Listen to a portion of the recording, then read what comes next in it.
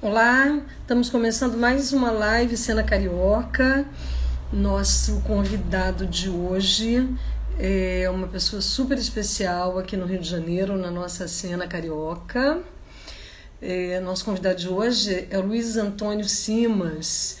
O Simas, ele é historiador, o Simas é pesquisador, escritor e o Simas também é macumbeiro, como ele costuma dizer. Ele é um babalaô no culto do Ifá. O Simas, ele escreve, pesquisa muito a cultura popular, ele chama de as culturas populares, e ele traz reflexões muito interessantes sobre o lugar da cultura popular e o lugar da rua, esse lugar da rua, né, que tanto representa as nossas festas, sejam elas quais forem, inclusive o carnaval. Eu vou esperar o Simas então entrar, dar um oi para poder chamá-lo, para trazer ele para né, a gente começar o debate. Tem muita coisa para conversar com ele. Ele lançou vários livros, né? O Simas tem, acho que, mais de 15 livros. Eu não sei se ele já chega, acho que tem 19 livros lançados ou entre lançados e para lançar. E ele tem livros muito interessantes, né, sobre a brasilidade. Esse aqui é um deles, né, o Almanaque Brasilidades, é um dos mais novos. E ele conta coisas assim de uma forma muito rápida e muito curta, coisas muito interessantes da nossa cultura. E então, eu sou Rita Fernandes, eu sou jornalista, eu sou colunista da Veja Rio e eu sou pesquisadora de carnaval e de cultura popular e eu escrevo e trabalho com isso já há muitos anos. É um assunto do meu interesse, principalmente o que diz respeito ao carnaval. O Simas já me mandou aqui que ele já está na área. Simas, vou te pedir uma coisa. Manda de novo um oi para eu te localizar, para ser rápido de eu te chamar. Basta só botar um oi, não manda mãozinha não. Manda um oi, alguma coisa escrita para eu te trazer. Vamos ver. Você está entrando como Luiz Antônio Simas, né? Vamos ver aqui. Eu não vi o Simas passar, não. Será que ele foi no meu perfil pessoal? Deixa eu ver aqui. Talvez seja... Ele tenha ido, não, no meu perfil pessoal. Peraí. Eu vou responder. Eu moro no Rio. Eu tenho alguém me perguntando. Eu não sei o seu nome. Kuiper aqui, é isso? Eu moro no Rio, sim. Eu moro no Rio de Janeiro. Eu sou mineira, mas eu moro no Rio há muitos anos. Eu já sou mais carioca do que mineira. Deixa eu tentar mandar aqui pro Simas. Eu tô desconfiada que ele está no meu perfil pessoal. Então, deixa eu mandar uma mensagem para ele dizendo que não, que é pela Veja Rio. Peraí. Às vezes acontece isso, né? A pessoa acha que é pelo perfil da gente. Deixa eu dizer aqui para ele que ele vai ter que dar um oi, senão eu não consigo trazê-lo. Ah, chegou. Oi, Simas. Eu já ia te mandar uma mensagem dizendo que era por aqui. Simas, ó, pronto. Ah, que bom. Só ele agora dizer oi, que já tô te aguardando, tá, Simas? Está conectando. Ei, tudo bom? Pronto, tudo jóia. Só ir para um lugar mais claro aqui. Eu ia te falar isso, está um pouquinho escuro. Tá bom. Você estava no meu perfil pessoal, era isso? Espera aí, vou mais para um lugar mais claro. Não, não estava não. Eu estava tentando, esperando entrar aqui. Ah, eu estava te procurando. Eu estava exatamente te procurando, mas eu só vi a sua entrada. Melhorou? Pronto. Melhorou muito, sim, mas nossa, melhorou Tá muito. jóia. Deixa eu encostar a porta aqui. Eu estou no quarto do meu filho, com esse negócio de pandemia. Então a casa tá uma balbúrdia. E aí eu estou no quarto dele. Vou encostar a porta aqui, peraí. Tá bom, Simas, tá bom. Pronto. Tá ótimo. Tá Vamos no ótimo. agita, Ó, primeiro, tranquilo. sim, quero super te agradecer, né? Eu sei que você tem uma agenda, tá com uma agenda lotada. Eu sei que a todos nós, né? Parece que a gente está trabalhando muito mais agora, mesmo estando em casa. Você tem essa sensação? Eu tenho essa sensação, não, eu tenho essa certeza Eu também. que eu estou trabalhando mais. Eu também. Eu estou trabalhando mais porque é, eu estou com 5 turmas fixas de curso, né? Que eu dou uns cursos que eu dava cursos livres aqui no Rio de Janeiro, numa sala no centro da cidade, e tive que transformar esses cursos em cursos online. E como eu gosto de trabalhar com turma restrita, cada turma com 20 alunos, eu estou com 5 turmas, isso já é um trabalhão. Fora isso, texto para Dedéu, muita coisa que a gente tem que entregar, criança em casa, cachorro, aquela coisa toda. E é isso, tem que fazer as coisas o tempo todo. Então, a impressão que eu tenho é que eu estou trabalhando mais. Eu acho que eu estou trabalhando mais. E as lives, eu, quando sou convidado, eu não estou fazendo minhas, mas quando eu sou convidado e o tema é pertinente, porque, Rita, só para concluir, eu sou convidado para cada coisa que você não imagina. A maioria das vezes eu recuso, porque a live de análise conjuntural da política brasileira, live sobre o fascismo. Eu vi que você recusou. Eu falo para as pessoas, gente, a minha praia de estudo é outra, não tem muito sentido eu ficar falando de tudo.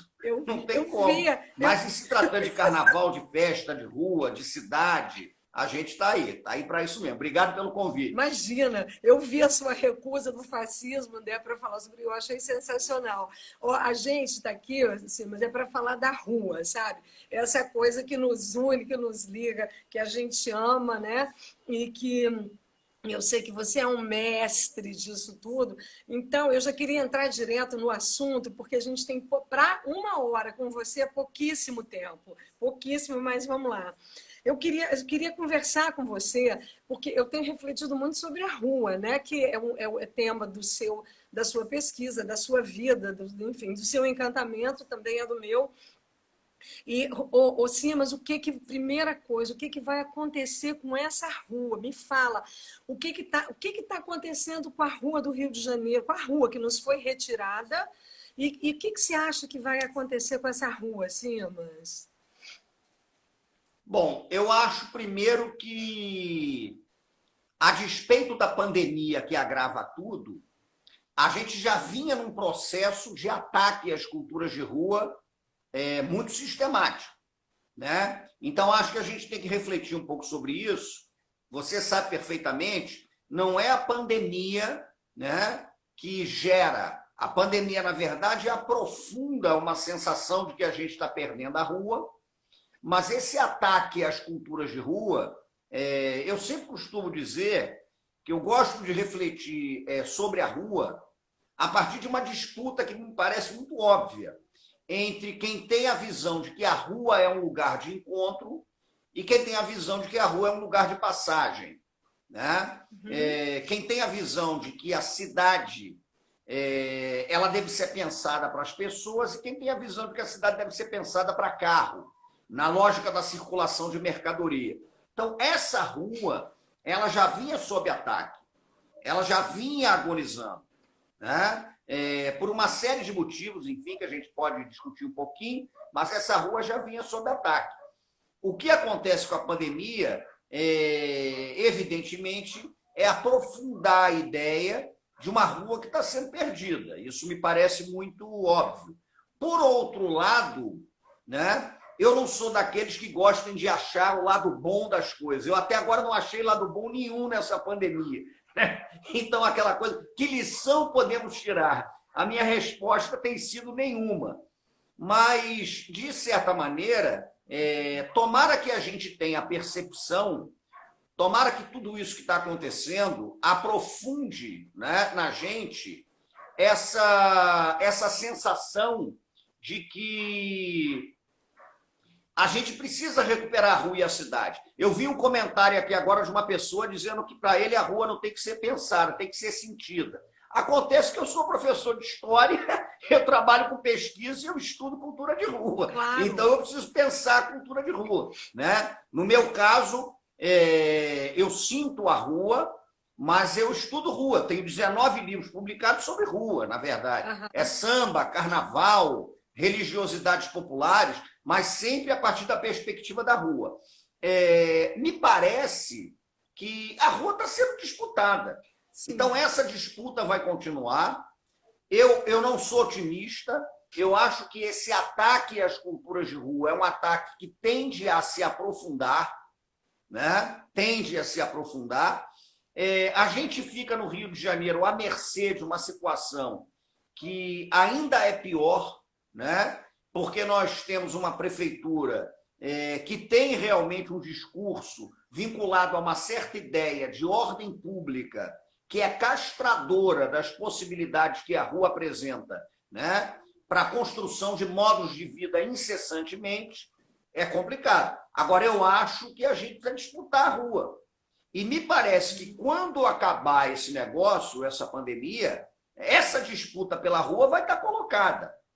Talvez até mais aprofundada do que estava antes. Então, entender a cidade, qualquer cidade, não é só o Rio de Janeiro, mas como um território que é disputado, né, eu acho que é fundamental. A gente vai ter que disputar a rua, não tenha dúvida. Eu acho que é briga mesmo, é briga. Né? A rua está tensionada, a rua está sendo esvaziada, a rua está sendo domesticada, a rua está sendo normatizada há muito tempo, e eu falo constantemente disso. A gente precisa ter estratégias de disputa da rua para a construção de uma cidade em que a urbanidade ela priorize os seus habitantes. É essa a questão que está colocada para mim.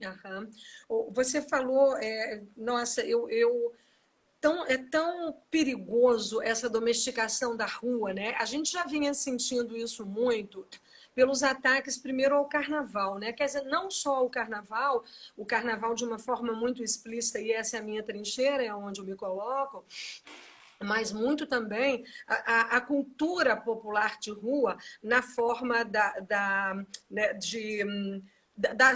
do samba de rua, que estava sofrendo duramente, né? Estava sendo castrado e com muito cerceamento desse lugar de ocupação, e que, ao contrário, faz tão bem para a cidade de todos os pontos de vista, mas inclusive da segurança da própria cidade. Né? Tem aquela história dos olhos da rua, quando você ocupa essa rua, né, Simas? Você traz maior segurança para ela. E quando você fala em estratégias, que estratégias você visualiza num momento assim, mais imediato para a gente ir para esse lugar de disputa? Que eu concordo com você, rua é disputa, mas está muito pior, está muito mais tensionado, né? Quais as estratégias que a gente pode ter? Eu acho que a primeira coisa que a gente precisa ter cada vez mais certa é que as diversas manifestações de culturas de rua, elas precisam se pensar coletivamente, né? Então, a gente tem o carnaval, a gente tem a roda de samba, a gente tem o baile funk, a gente tem o baile charme, a gente tem a roda de capoeira, né? A gente tem movimentos de rap, a gente tem ocupação de praça. Então, a primeira coisa que me parece que é crucial é que a gente aprofunde a ideia de que essa questão da rua é uma questão que interessa a todos esses movimentos, né? Me parece que a gente tem que tecer essas conexões. É buscar realmente tecer conexões que vinculem todo mundo que está na rua, né, em certo sentido. Porque o bloco de rua, né, o baile funk, o baile charme debaixo de um viaduto, a roda de capoeira que acontece numa praça, né, as rodas de rima, uma porção de coisa, enfim. Tem muita coisa acontecendo, né? Eu moro na zona norte do Rio de Janeiro, então você tem uma porção de coisa ligada ao rap, ligada à poesia de rua, né? Ligada à capoeira, ligada ao samba. Entender que essa é uma questão que tem que ser pensada coletivamente. Claro que cada segmento desses tem a sua particularidade. Eu acho que já é uma primeira questão.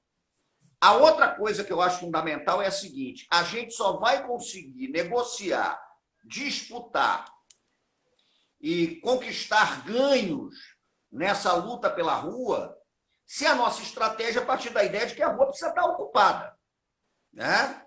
E a rua estar ocupada, às vezes, inclusive você entrar numa situação de tensionamento com o poder público. Porque se você fica esperando o poder público com esse bando de alvarás, com esse negócio todo, é muito complicado, porque a domesticação da rua ela é mais profunda até do que a gente imagina. Quando você tem, por exemplo, a morte da barbearia de rua, quando você tem a morte do açougue de rua, né? Quando você tem a morte da quitanda, quando você tem a morte, enfim, de um comércio de rua, do botequim, que além de ser comércio, é um ponto de encontro, de construção de sociabilidade, né? É a rua que está sendo atacada. Uhum. Então, eu acho que a gente tem que ter a perspectiva, uma estratégia cotidiana de ocupação da rua. Não é só a ocupação da rua como evento, mas é uma ocupação diária, uma ocupação cotidiana. Eu moro, por exemplo, bem pertinho, né, do Bololô do Estácio de Sá, do bairro do Estácio, Praça da Bandeira. Eu moro aqui, né, nesse Bololô.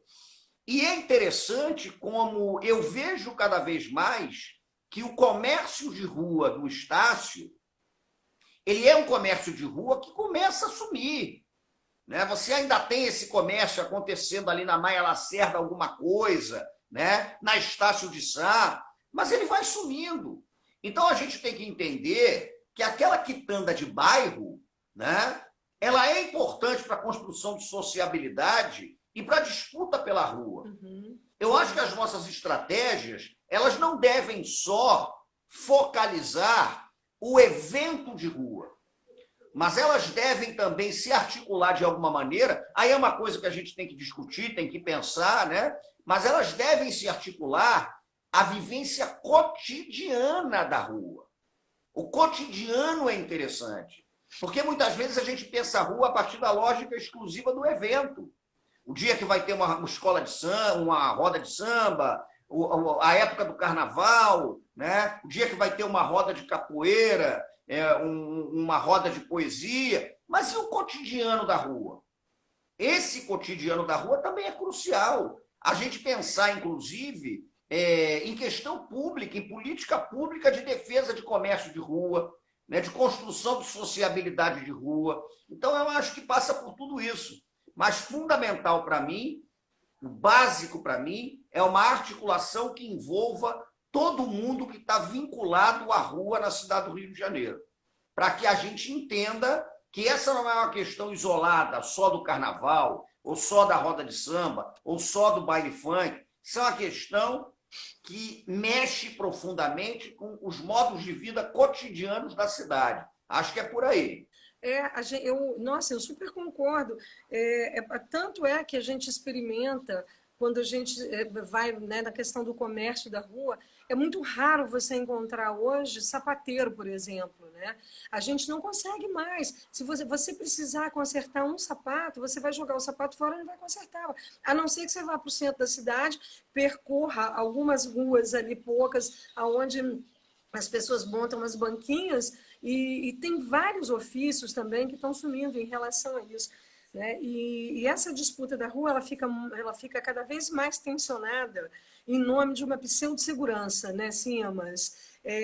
Eu moro em Laranjeiras, na General Glicério, e eu me lembro de uma ação, de um movimento aqui, né, nem era de associação de moradores nem nada, era de um pequeno grupo de pessoas que não tinha nenhuma representatividade, de colocar uma cancela exatamente na praça onde acontece o samba, onde acontece o choro, onde acontecem as rodas de poesia, as trocas de livro, tudo muito...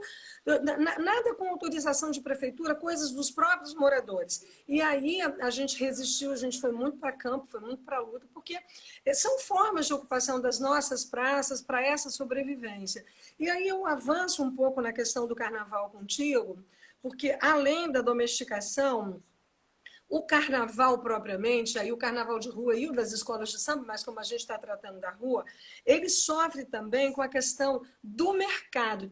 Além de ter uma questão política, a gente também tem uma questão do mercado. Eu queria que você fizesse uma costura dessa coisa do mercado, da ordem do pecado, que você fala muito.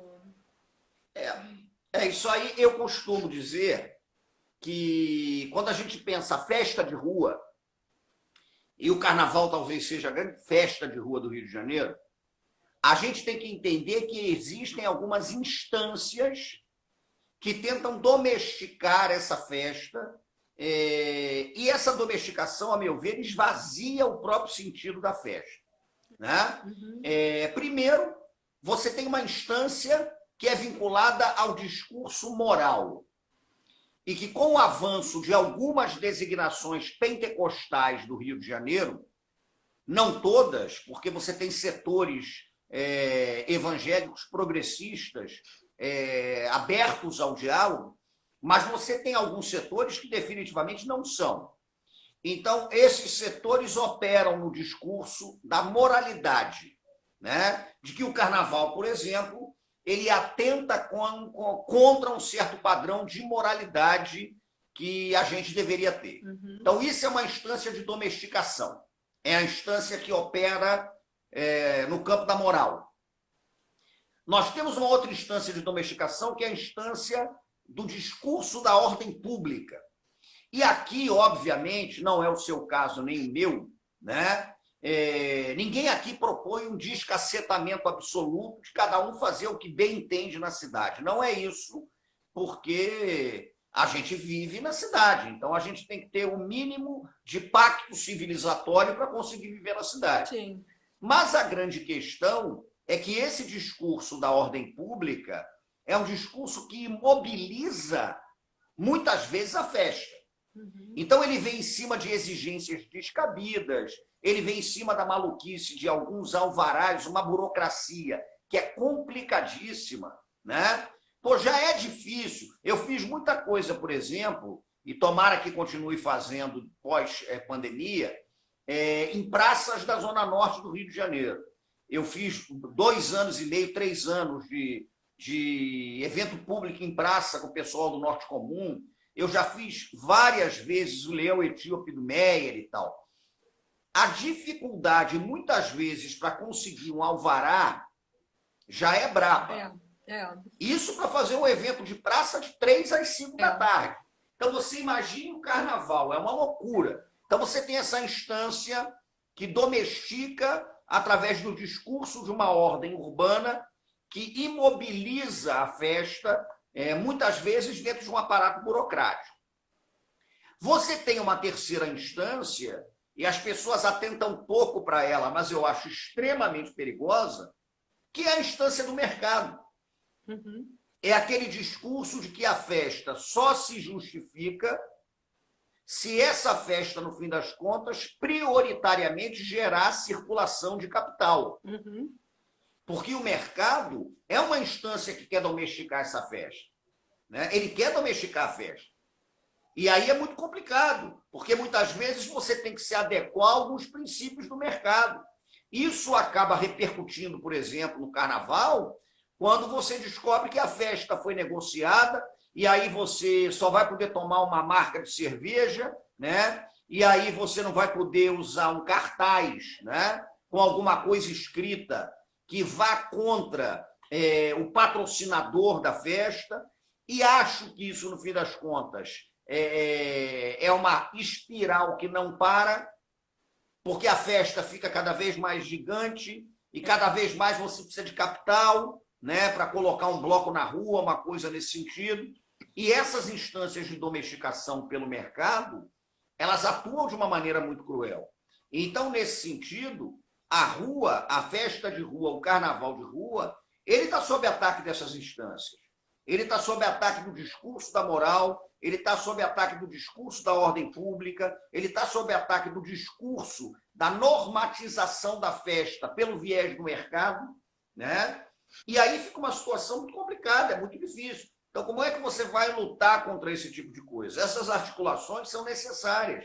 E colocar esse debate sistematicamente é mais urgente ainda. Até porque o sentido da festa, aí eu falo mesmo, refletindo um pouquinho sobre o que seria a festa. O sentido da festa é fundamentalmente o sentido da construção da sociabilidade comunitária. Quando a gente pensa a festa de rua através dos tempos, né, a minha formação em história, então meu vício é a história, a festa é uma instância em que o ser individual ele se dilui num certo ser coletivo. É a coletividade que está ali. né? Então, isso é muito sério, isso é muito importante, isso tem que ser refletido com a maior urgência, isso daí é crucial. E a gente está espremido, né, nessa circunstância aí, nessa situação. Isso. Como é que vai ser isso? Pois é. Né? Como é que essa luta vai acontecer? Mas tem que acontecer. Né? E outra coisa, ela já vem acontecendo. Eu acho que tem que rolar negociação com o poder público, porque não tem como não negociar minimamente, mas uma negociação que se fundamente num princípio que eu costumo dizer que é um princípio de pilintração, né? Que é uma estratégia de Zé Pilintra. É a adequação transgressora. Muitas vezes você, para transgredir, precisa se adequar. Não tem como. Né? Então é um jogo que está acontecendo aqui. De toda forma, eu acho que é urgente, porque nós somos uma cidade cuja maior aventura civilizatória se estabeleceu na rua. A gente tem que ter essa consciência. Uma coisa que eu costumo dizer sempre, 2 conceitos que eu gosto de trabalhar, quando eu elaborei essas ideias, aí a coisa de 7, 8 anos, eu até falei na época, eu já errei muita previsão, essa eu acertei. Eu falei uma coisa, olha só, as pessoas estão começando a confundir de uma forma muito grave, né? Evento da cultura com cultura do evento, que são coisas opostas. O evento da cultura é o evento orgânico. É um carnaval, por exemplo, que organicamente está ligado à rua, organicamente está ligado ao bairro, né? É a roda de samba que organicamente está vinculada àquele território. Agora, a cultura do evento é outra coisa. A cultura do evento é aquela que não cria raiz. A cultura do evento é aquela que está pouco se lixando com o território. A cultura do evento é aquela que é mensurada basicamente por um evento que, no fim das contas, deva gerar circulação de capital. Então, a gente tem que estar atento a esse tipo de coisa. A gente tem que estar atento a essa distinção, que acho da maior seriedade, para se pensar, inclusive, Carnaval do Rio de Janeiro, entre o que é a cultura do evento e o que é um evento da cultura. Para concluir e passar para você, é a mesma coisa que eu falo sobre escolas de samba. Quando eu disse uma frase há uns tempos atrás, que acabou virando epígrafe de um livro da Raquel Valença, que ela gostou dessa frase, e eu falei o seguinte, as escolas de samba precisam definir o seguinte, elas existem porque desfilam ou elas desfilam porque existem? Faz toda a diferença. Toda. Né? Então, nesse momento em que a gente está encaminhando uma situação em que me parece que vai ser inviável, né, um carnaval em fevereiro, sem condições sanitárias, a gente precisa pensar um pouco isso. Né? Afinal de contas, a gente desfila porque existe ou só existe porque desfila? São questões que a gente tem que colocar, a gente tem que debater isso. Essa coisa que você fala da cultura do evento, né? A gente vem se batendo e debatendo muito sobre isso, porque isso, especialmente no Carnaval de Rua de uns anos para cá, em função do próprio crescimento do Carnaval, da visibilidade que ele ganhou, a gente percebeu assim, alguns grupos tentando fazer essa mudança de chave, que trazem muito prejuízo para o outro, o orgânico, né? Você tem hoje no Rio de Janeiro 700 blocos, mais de 700, oficialmente, que são os registrados, são 500, mas o carnaval vai muito além do que está registrado lá na prefeitura, na Rio Tour. Então, você tem ali o maior grupo, eu acho que 99% do carnaval de rua do Rio, ele é orgânico, mas a gente tem ali um 1% feito dentro dos escritórios de produtores, de artistas, né, que entenderam que o carnaval pode ser uma plataforma de alavancar suas carreiras, que assim não foi uma manifestação genuinamente nascida de um conjunto de pessoas de um determinado território, como acontece, e que acabou trazendo bastante prejuízo para a imagem do carnaval como um todo. E, ao mesmo tempo, é sobre esse tipo de evento que a própria prefeitura constrói uma narrativa de segurança e de que o carnaval não pode mais acontecer, tentando confiná-lo a um blocódromo ou a um lugar único de desfile. Quer dizer, tudo isso dentro dessa lógica que você está colocando exatamente. Né? Uma das formas que a gente tem tido é pressionar, é tensionar do outro lado, até porque nós somos maioria. Quando a gente leva, eu ia exatamente levar isso para as escolas de samba, quando a gente leva para o campo das escolas de samba, muda um pouco o referencial. O que você acha que está acontecendo hoje? Depois tem uma pergunta até de uma pessoa da nossa audiência que eu vou voltar ali sobre os sambas enredos. O que está acontecendo hoje no universo das escolas, Simas? O que está... Tá tudo muito, muito mudado. Ô, Rita, olha só. Por incrível que pareça, eu acho que as escolas de samba já tiveram até um momento pior. A virada para o ano 2000 foi terrível, né? E eu vou falar uma coisa aqui que parece um paradoxo, mas não é não. Vocês vão entender o que eu quero dizer. Eu acho que o pior momento da história das escolas de samba foi exatamente o momento em que o dinheiro foi mais fácil para as escolas de samba. Foi aquela fase, por exemplo, em que as escolas de samba foram cooptadas por uma lógica do mercado e do turismo, e os enredos, por exemplo, eles eram basicamente enredos de propaganda. Então, nós tivemos ano em que, por exemplo, a Beija-Flor desfilava fazendo propaganda de uma companhia aérea e o Salgueiro desfilava fazendo propaganda de outra companhia aérea. Uhum. Nós tivemos o Aporto da Pedra fazendo um histórico enredo sobre o iogurte.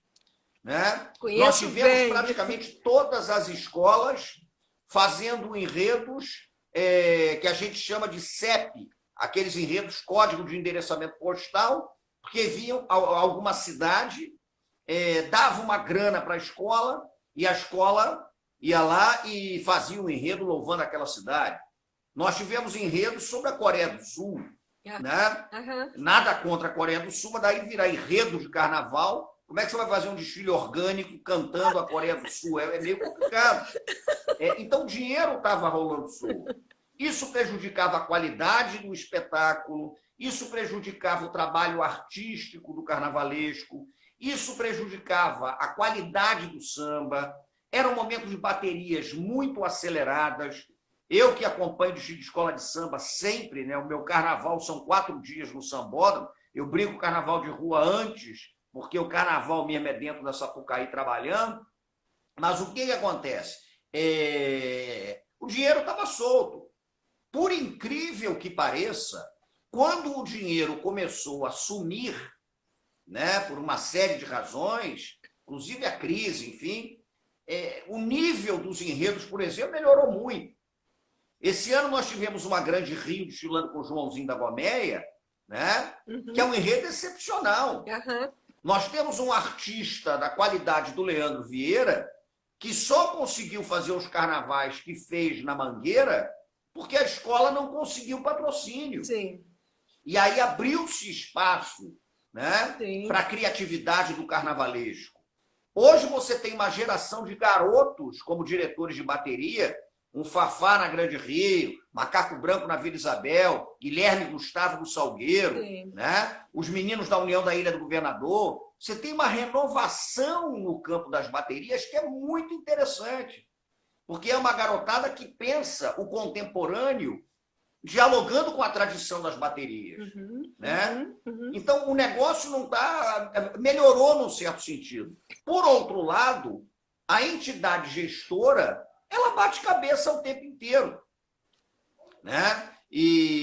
Porque a Liesa parece que não acompanhou todo esse processo de mudanças vinculado a novos carnavalescos, vinculado a novos diretores de bateria, né? A Liesa não. Então, a Liesa, na verdade, parece que está perdidinha, meio sem saber exatamente o que fazer nessa circunstância. E agora, eu até estou vendo debates muito lúcidos, sabia, no campo das escolas de samba. Me parece, eu que converso com muita gente do campo, que há um certo consenso de que as escolas de samba mesmo sem ter o desfile, elas precisam estar ativas como instituições comunitárias, isso é crucial. Então, essa tentativa de você recuperar o sentido comunitário que uma escola de samba tem, né, hoje ela está em voga. Tanto que os enredos que já foram anunciados para o próximo carnaval, e eu falo próximo sem fazer a menor ideia de quando vai ser, mas eles são enredos de primeiríssimo nível. Eu ia chegar nisso. Primeiro nível, isso é muito bom. Então tá interessante. Agora, eu sinto um descompasso entre os artistas da festa e a entidade gestora, que parece que ainda não percebeu muita coisa. Né? Muita coisa que tem que ser mudada na gestão, porque o povo de escola de samba tem feito coisas muito boas, muito interessantes. A gente está com uma onda de artistas muito interessantes. Eu sou otimista, por incrível que pareça. E olha que eu sou botafoguense, para dizer que eu sou otimista. Também. Mas eu sou otimista. Eu acho que as escolas de samba, a entidade gestora tem que mudar, né? Eu acho que é complicado. Mas eu acho que as escolas de samba estão com um certo sentimento ali de que elas precisam recuperar essas conexões comunitárias, que é muito interessante, é muito positivo. Você está falando, então, assim, que para acompanhar tudo isso que vem acontecendo também organicamente dentro das escolas de samba, porque essa renovação ela também é orgânica, ninguém foi lá e determinou nem o poder público, nem o mercado, nem ninguém. É uma renovação de artistas, de musicalidade, tudo muito orgânico acontecendo naturalmente. Você está dizendo, então, que deveria haver uma renovação da Liesa, da própria entidade gestora, para acompanhar esse ritmo. Os enredos desse ano, você falou dos enredos. Assim, eu já vi, já até escrevi aqui na Veja Rio também sobre isso, os anunciados são preciosos, né? São preciosos.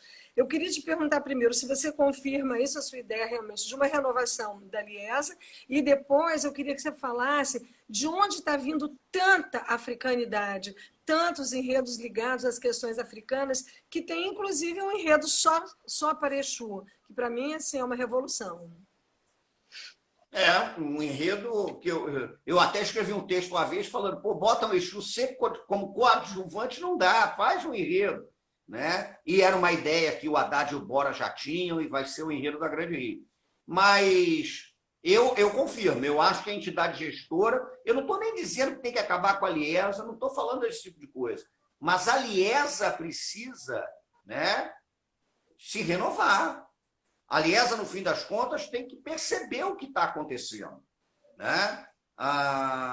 Você vê como o carnaval se vende mal, por exemplo. Você vai procurar, por exemplo, um grande, né, site de carnaval no Rio de Janeiro vinculado à Liesa, onde você pode encontrar tudo sobre a festa, você não vai achar. Você vai, por exemplo, procurar um museu gerido pela Liesa, com a história do sambódromo de alta qualidade, você não vai achar. Você vai ter o Museu do Samba, que aos trancos e barrancos faz as suas coisas ali, né, do lado da Quadra da Mangueira, mas você não vai achar. A Liesa, ela, por exemplo, se preocupa muito pouco com a construção da memória do Carnaval do Rio de Janeiro. Isso é uma coisa que dificulta muitas vezes a vida do próprio pesquisador, da pesquisadora de Carnaval. Então, nós vimos recentemente as confusões que a Liesa fez em relação a regulamento.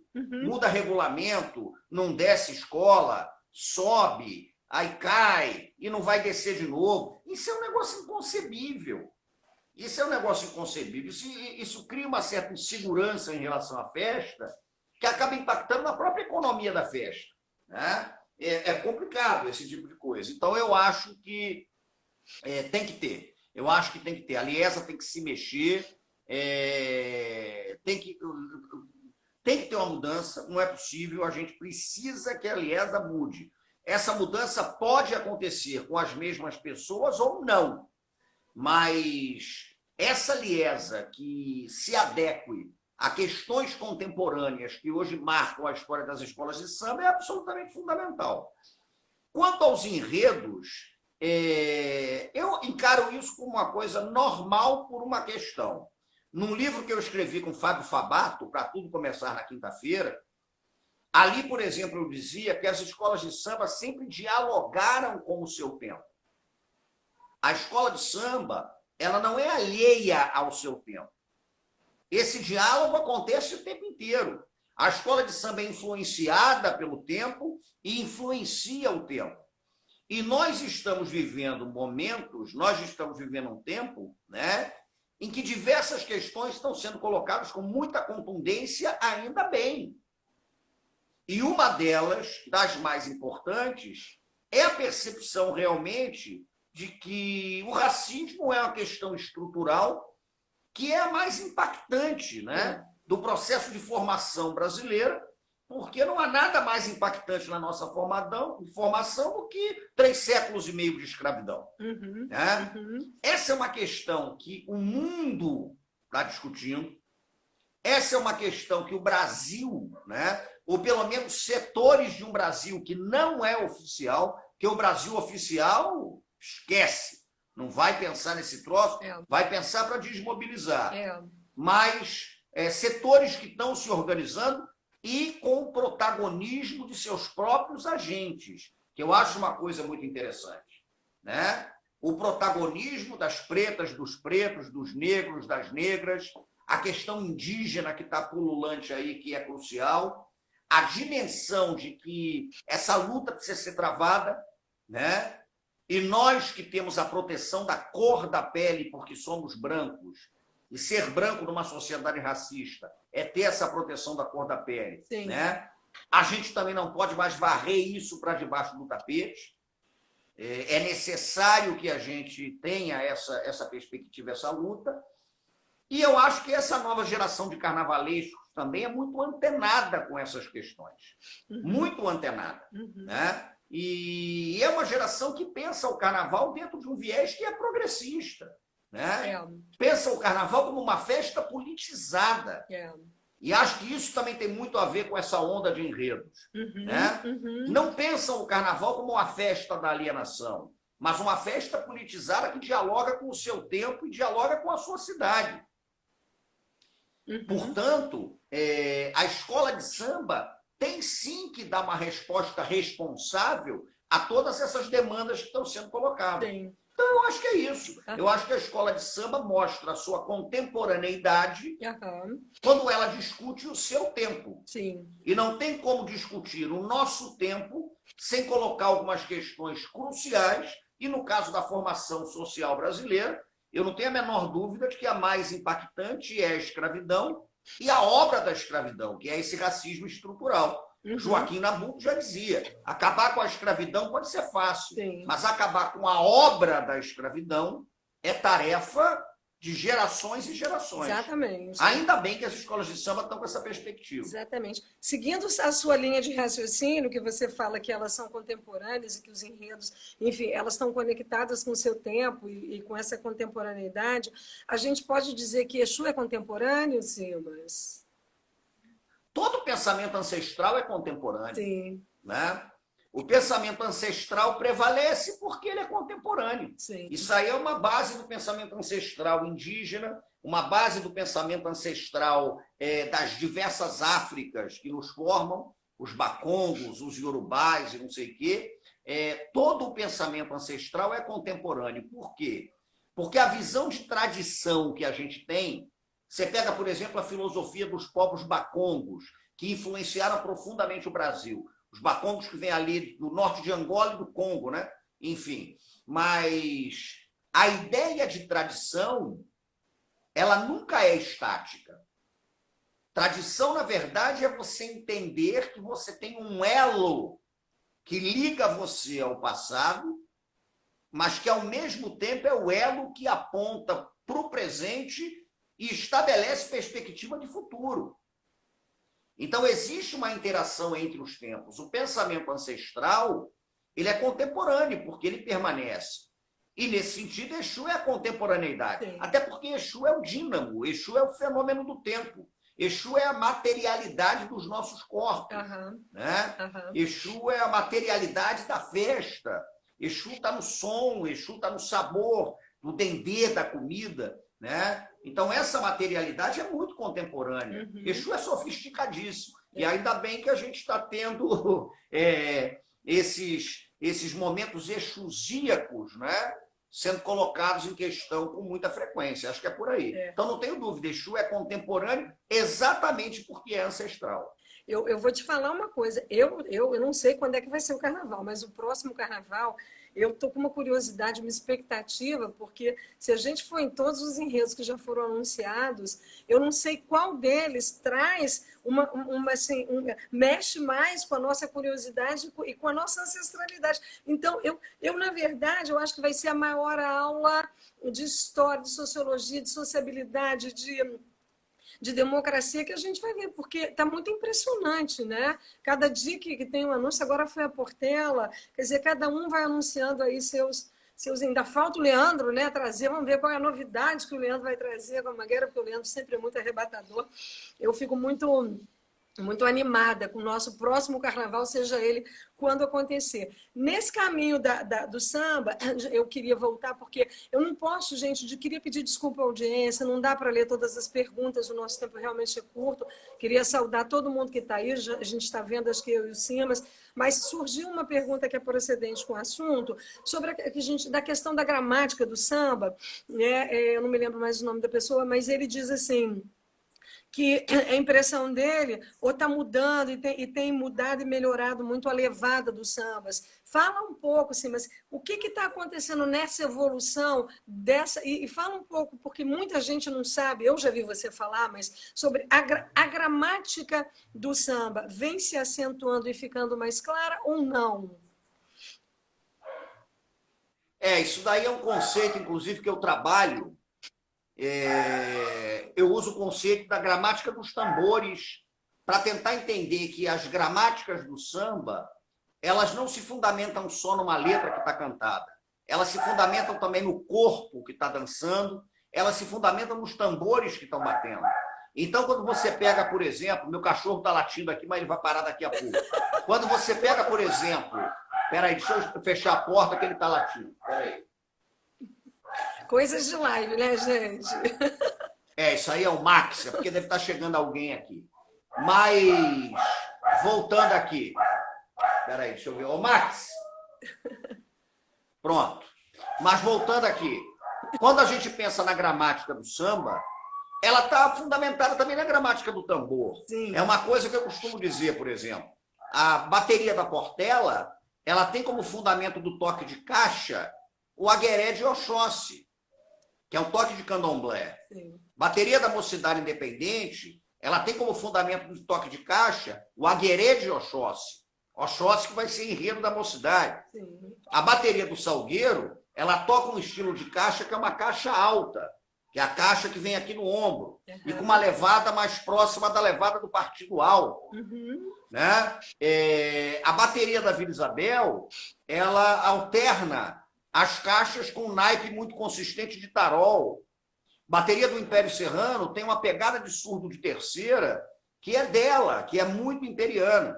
Né? Então, as gramáticas do tambor, elas são muito sofisticadas, minuciosas e surpreendentes. Né? Então, conhecer essas gramáticas do tambor, mergulhar nas gramáticas não normativas, faz com que a gente tenha a percepção de mundo mais interessante. Eu até não falo visão de mundo, porque visão pressupõe só o olhar, né? Percepção, porque é uma percepção que envolve os sentidos, envolve o som que você está escutando, envolve o cheiro que você está sentindo, envolve tudo. Né? Então, essa gramática dos tambores é bem interessante. E hoje, eu que trabalho muito com essa questão de bateria, no passado eu fiz um evento longo, né, com uma turma boa aqui da Tijuca, no Teatro Ziembinski, conversando com diretores de bateria. Né? Tem o texto sobre a memória das baterias da escola de samba, a relação com os toques de santo, candomblé jiqueto de Angola e tudo mais. Hoje eu vejo que a coisa tem melhorado. Exatamente porque você tem uma garotada, né, que está com a preocupação realmente de fazer essa conexão entre a tradição e o contemporâneo. Eu lembro que eu dei uma aula há tempos atrás, por exemplo, para Pimpolhos da Grande Rio. E um dos garotos da Pimpolhos era o Fafá, garoto que adorava bateria. O Fafá hoje é mestre de bateria da Grande Rio. Uhum. E é um sujeito, por exemplo, que colocou a bateria da Grande Rio numa cadência absolutamente espetacular, num andamento que é mais para trás. Então, quem falou que está melhorando, está melhorando. Você pega um cara como o Macaco Branco, é o Gandhi Candomblé, é novo, conhece tudo de bateria, conhece a tradição dos toques da Vila Isabel, e deu um show esse ano com a bateria da Vila recuperando uma pegada tradicional, ao mesmo tempo sendo contemporânea. Então, isso é fundamental, né? E essas questões são bem interessantes. Márcia... E conhecer essas outras gramáticas amplia a nossa percepção do mundo, da cidade, do carnaval, por aí vai. A Márcia Rossi fez uma pergunta que eu tenho a ver também com o que eu ia te falar. Você acha que, ou você sabe, os mestres de bateria, os próprios ritmistas, eles fazem essa leitura, eles têm essa consciência, eles conhecem isso, ou isso é mais intuitivo, você acha? Não sei, mas olha, por exemplo, o toque da mocidade é o Agueré de Oxóssi, como eu falei. E uma vez nos fizeram essa pergunta, mas será que todo mundo sabe que a mocidade está batendo o Agueré de Oxóssi? A resposta que eu dei foi a seguinte: olha, importante é que Oxóssi saiba. Então, se Oxóssi souber, tá ótimo, né?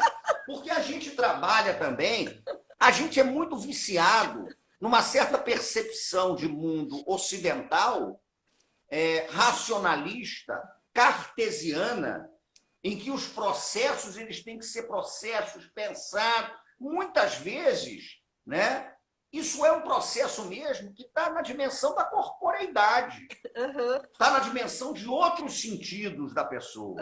Porque se o cartesiano diz penso, logo existo, o filósofo do samba diz penso, logo existo, evidente, mas danço, logo existo, sambo, logo existo, toco tambor, logo existo. Então tem essa relação. Sim. Agora, muita gente sabe. Na longa conversa que eu tive com o Nilo Sérgio da Portela, para esse depoimento que ele deu para mim e para outras pessoas ano passado, o Nilo dizia: nós sabemos que a Portela bate para Oxóssi. É uma coisa que a gente sabe, né? A turma do balacobaco da mocidade sabe que a mocidade bate para Oxóssi. Né? Muitas vezes quem está assistindo não percebe, não sabe desse tipo de coisa. Mas trabalhar com isso, falar sobre isso, conversar sobre isso, escrever sobre isso, que é uma coisa que eu faço com alguma constância. O Corpo Encantado das Ruas, meu último livro, tem 2 textos exatamente sobre essas gramáticas de bateria das escolas de samba. Isso é essencial, né? Então, eu diria o seguinte: muita gente sabe, muita gente não sabe, é uma questão intuitiva, mas o fundamental é que Oxóssi saiba que estão batendo um agueré. Isso é que é importante.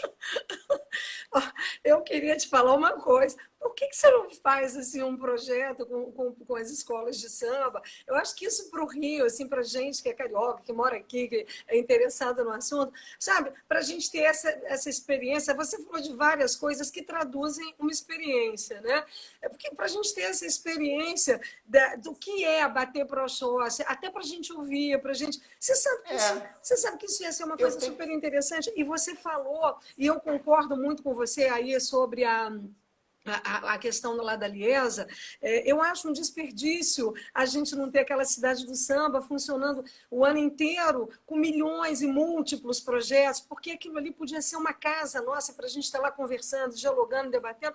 E eu fico com uma pena danada, né? As oficinas, enfim. Eu acho que a gente podia ter aquele lugar um pouco mais vivo, sabe?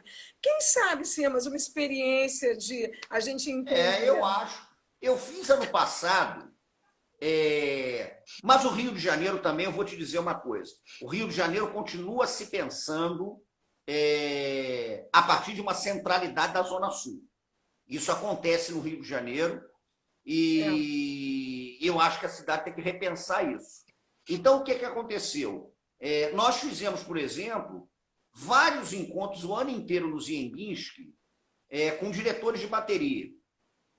Então, eu conversei, era 1h30, 2 horas de encontro. Esse material foi até para a rede, depois a gente disponibilizou.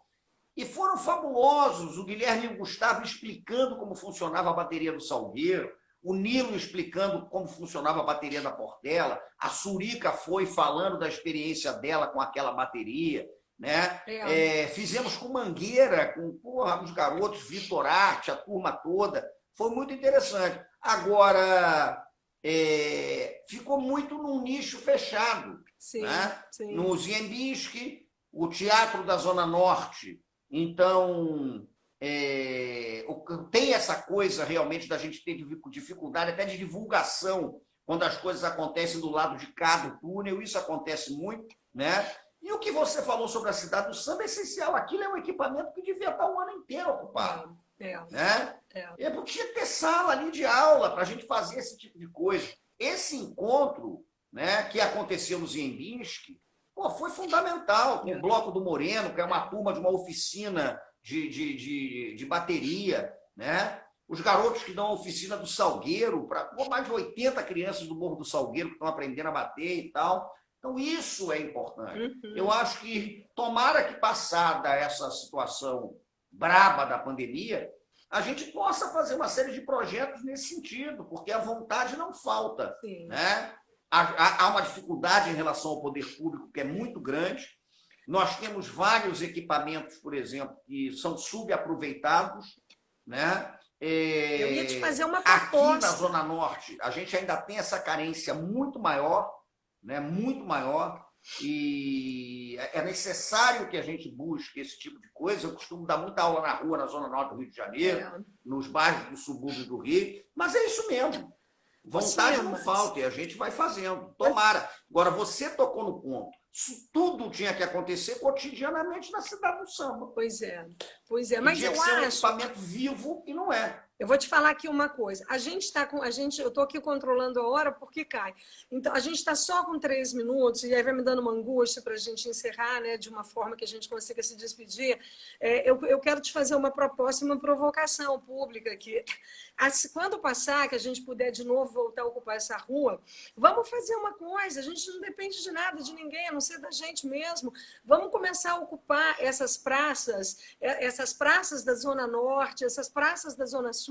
Vamos fazer essa conexão e vamos falar disso publicamente. E talvez seja uma estratégia, uma boa estratégia, que é do nosso começo de conversa, para a gente resgatar essa rua, para a gente ir para o campo de disputa dessa rua. Então, vamos embora, né? Eu queria que você agora se despedisse, eu falasse assim, você está para lançar um livro novo, né, sobre o Maracanã, e queria que você se despedisse falando para as pessoas, enfim, dos seus projetos, porque a gente só tem 3 minutos, realmente. Bom, agradeço de novo o convite.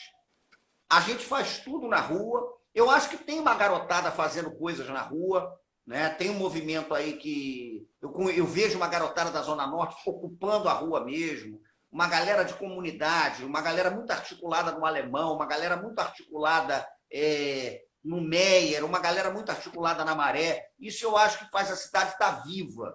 E, por incrível que pareça, eu acho que a gente vai conseguir, né, praticar essa rua de uma forma consistente, eu não tenho dúvida. Eu estou com um livro pronto, uma história do Maracanã, na verdade, cruza o Maracanã com a Umbanda, com as escolas de samba e com a história da cidade do Rio de Janeiro. Ele deve ser lançado depois que passar a pandemia, porque é um livro que precisa de um lançamento público. Eu não gosto de lançar pela internet, fazer um debate, não. Eu quero um lançamento público na rua, quando tudo isso passar. Tem um livro infantil que vai sair em parceria com a Luciana Nabuco, Oriquis, Histórias de Terreiro, em que ela desenhou, e eu conto, reconto e invento algumas histórias vinculadas a orixás, voduns, inquices, caboclos, uma opção de coisa, né? E a gente está fazendo as coisas, a gente está ativo aí, e vamos que vamos. Passando essa pandemia, no que precisar, a gente está junto para lutar pela cidade, lutar pela ocupação do espaço público e pensar o Rio de Janeiro não como uma cidade partida, mas como uma cidade serzida, costurada. Exatamente. Né? É isso que é fundamental. Vamos lutar, cidade tem que ser disputada. Agradeço muito a você, Rita, mais uma vez a chance desse papo aí. Eu que te agradeço, viu, em meu nome, em nome da Veja Rio, por esse, a gente tem esse projeto Cena Carioca, eu te agradeço muito. Eu vou te chamar de volta para essa conversa e assim que começar a abrir, independente disso, vamos construir esse projeto juntos, vamos fazer, vamos levar essa conversa, né, dessa carioquice, dessa rua, dessa cultura aí adiante, tá bom? Grande beijo, Simas. Valeu, Rita. Obrigado. Beijo. Obrigada, saúde pra gente. Obrigada pela audiência de todo mundo também. Obrigada. Vai ficar gravado. Valeu, aí gente. na Obrigado. Veja Rio, tá bom? Beijo.